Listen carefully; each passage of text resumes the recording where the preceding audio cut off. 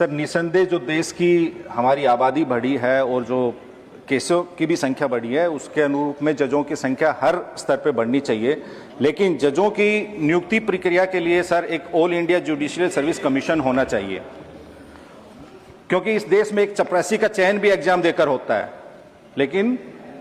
उच्च न्यायपालिका में जजों की नियुक्ति होती है वो बिना किसी एग्जाम सिस्टम के होती है, और जैसा माननीय मंत्री जी किरण रिजिजू जी ने बोला कि कॉलेजियम सिस्टम से होती है। उस जजों की हमारी मांग है कि जजों की नियुक्ति प्रक्रिया पारदर्शी होनी चाहिए। महोदय, इस देश की जनता को जानने का अधिकार है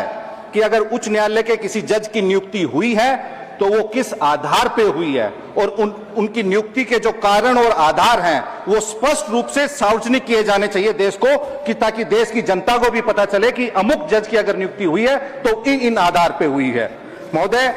और एक हमारी मांग है, जैसा कि सब कोई जानते हैं इस देश की 85% आबादी SC, ST और OBC की है।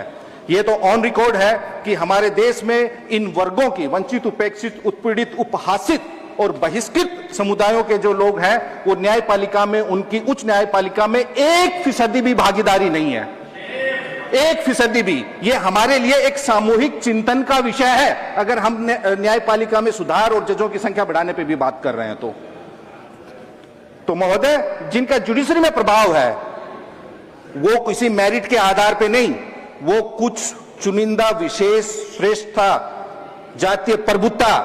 और भाई भतीजावाद के दम पर उनकी नियुक्ति होती है। क्योंकि मैं फिर दोहरा रहा हूं कि वो कोई परीक्षा देकर उच्च न्यायालय में जज नहीं बनते हैं। वो जैसा कि माननीय मंत्री जी ने कहा, कॉलेजियम सिस्टम की उपज है, और कॉलेजियम सिस्टम में कौन लोग बैठे हैं उसमें हमारा आपका भी कोई से नहीं है, इस पार्लियामेंट का भी से नहीं है। क्यों नहीं है, उस पे भी एक व्यापक विमर्श होना चाहिए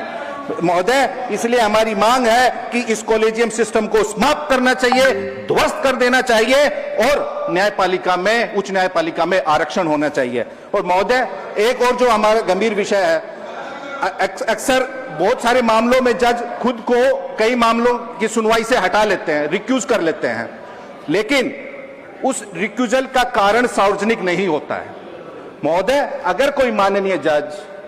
किसी केस से स्वयं को हटाते हैं तो माननीय मंत्री जी, आपके माध्यम से ये हमारी मांग है, माननीय विधि मंत्री जी भी हैं, कि ये प्रावधान होना चाहिए कि अमुक जज ने अगर किसी मामले से सुनवाई से स्वयं को हटाया है तो कौन कौन से कारण है वो सार्वजनिक होने चाहिए, और देश की जनता को ये जानने का अधिकार है कि मैं इस केस से क्यों हटा हूं। और महोदय, जैसा कि हमने कहा, जितने भी